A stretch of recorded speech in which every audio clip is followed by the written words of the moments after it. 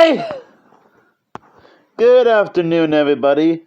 And well, as you saw from the title and thumbnail, I'm going to be taking a look at a Disney movie that came out 25 years and 9 days ago called The Emperor's New Groove. And yes, I know that I'm like a couple of weeks late for the film's 25th anniversary since, well, I assumed it turned 25 around 2025, and now we're 9 days into 2026, so yeah. I'm like a couple of weeks late for the film's 25th anniversary, but hey, better late than ever, right? Then again, the live-action Grinch movie starring Jim Carrey also turned 25 years old.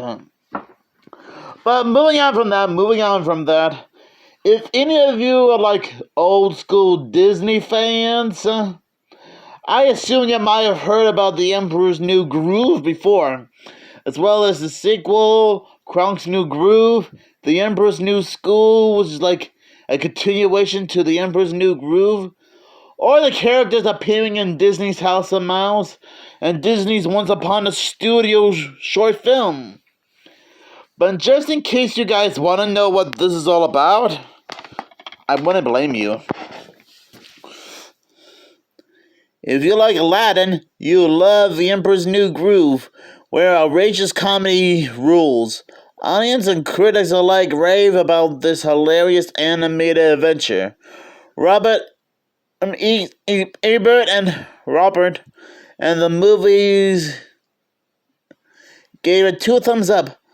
Faster than you can say boom baby, arrogant Emperor's New Groove is turned into a llama by his devious advisor Yzma and a hunky henchman Kronk, who want to rid the kingdom of the beast of burden. Now the ruler once had it all must form an unlikely alliance with a pleasant peasant named Pacha. Together, Kuzco and Pacha must overcome their difference as they embark on a hilarious, groovy adventure that will have you howling with laughter. There's something for everyone in this hip, funny movie with this dynamo cast, distant style, and great music. Featuring Academy Award nominated song My Funny Friend and Me, all fully captured and state-of-the-art quality created directly from the digital source, which ensures the best possible sound and picture. Now, I'm not gonna lie, I used to watch this film on VHS a long time ago, and I'm not gonna lie, it's been like, I don't know, probably like maybe 3 or 4 or 5-ish years? I don't know, I honestly can't remember the last time I watched The Emperor's New Groove. But what I do know that is very I do remember liking this movie, and well, after watching it again for the first time this year, somehow this movie still holds up pretty well. Great animation, great characters, a funny story with a beginning, middle, and end. And the casting choices are quite good. Got David Spade as Kuzco, John Goodman as Pacha, Eartha Kitt as Yzma, and Patrick Warburton as Kronk. Now, I have been familiar with Eartha Kitt, Patrick Warburton, and John Goodman's roles in all sorts of TV and movies over the years. I know that Eartha Kitt was one of the Catwomen and women in the 1960s Batman TV show, as well as her appearing in Ernest Scared Stupid. John Goodman was in Roseanne, the Monsters Inc. franchise, and he even played Fred Flintstone in the live-action 1994 Flintstones movie. Now, for Patrick Warburton, I've already been familiar with him for a long time. Because not only that he was in the Emperor's New Groove franchise, but he lent his voice to other movies and TV shows. Like the guy from B Movie, he was Sheriff Bronson Stone from Scooby-Doo Mystery Incorporated. But some of you might know him better as Joe Swatson from Family Guy. And in fact, as I'm recording this video right now, there are still plenty of new Family Guy episodes still being made right now. Oh yeah, I think he was also Brock in Venture Brothers, which I've only seen clips of that show. Haven't actually watched the entire thing in general. So yeah, I guess I'm mostly familiar with Patrick Warburton and John Goodman's TV and movie roles to the most, compared to Eartha Kitt and David Spade.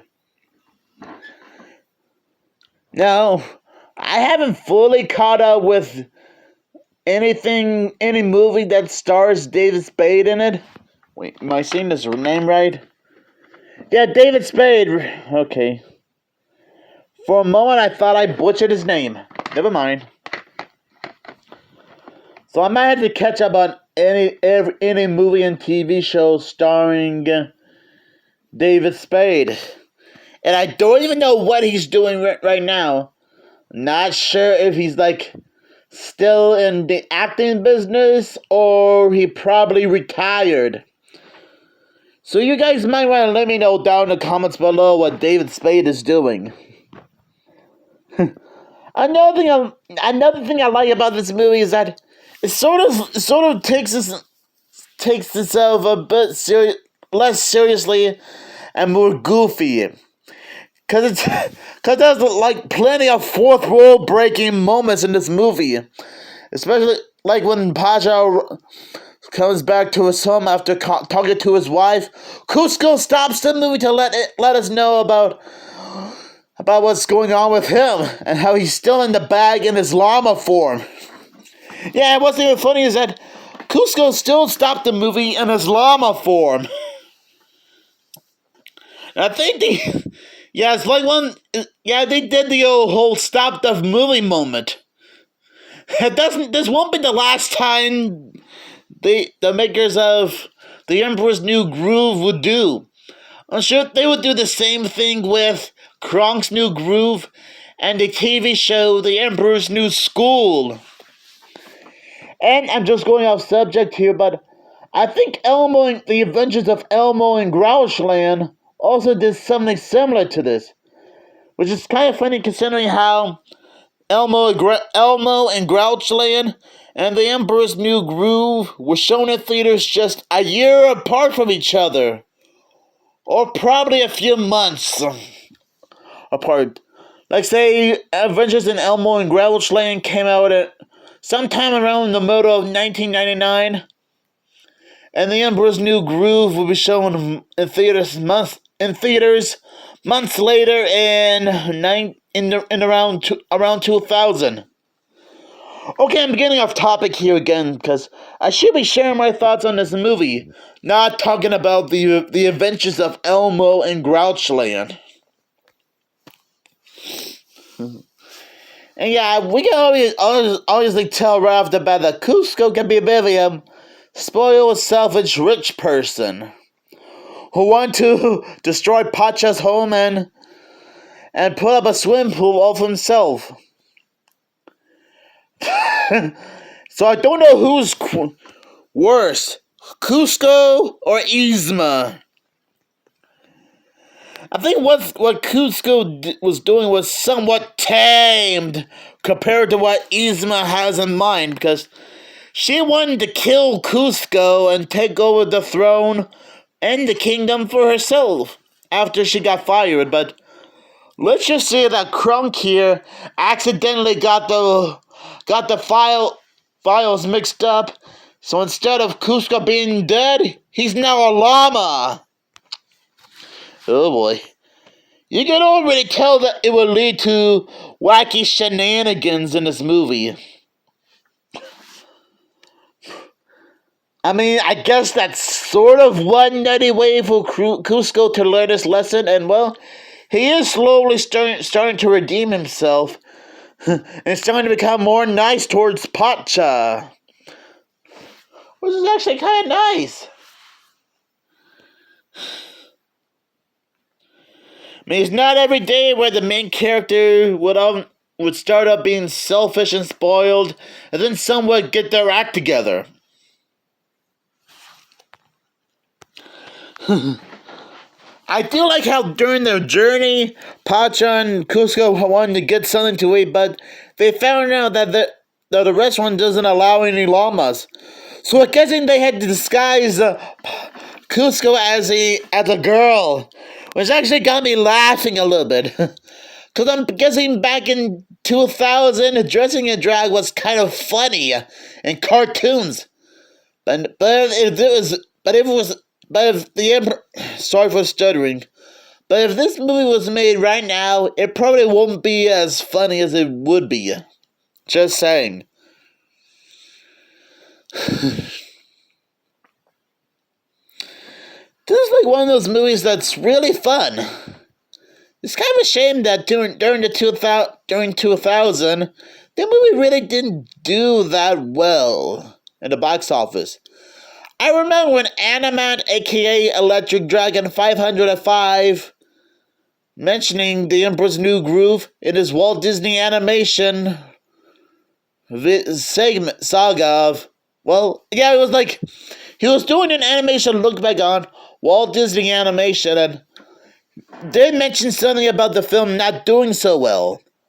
I can't remember if he said the film didn't do so well because of the advertisements or something. I'm gonna have to look it up to make sure. When speaking of which, I was watching. I also remember that during the film's early productions, let's just say that we would have gotten something completely different. Because I think during early productions, it was originally going to be called Kingdom of the Sun, and it would have been like a retelling of the classic, the Prince and the Pauper story, if I'm correct. Yeah, I think the Nostalgia Critic brought this up when he reviewed this movie too. I'll probably, sorry for the stuttering. I'll probably leave a link in the description so that you guys can check it out for yourselves.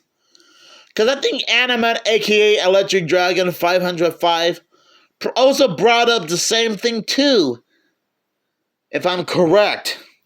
Again, I could be wrong, so let me know down in the comments below. And it is quite fascinating how the movie was going to be completely different. And I thought the movie Scoob, which is still a good movie by the way, was going to somewhat be different. And who said making animated movies was easy or simple? Probably nobody said that, but hey, you never know. So anyways, I really did have fond memories of The Emperor's New Groove. And I can still see why it continues to be a very classic Disney film.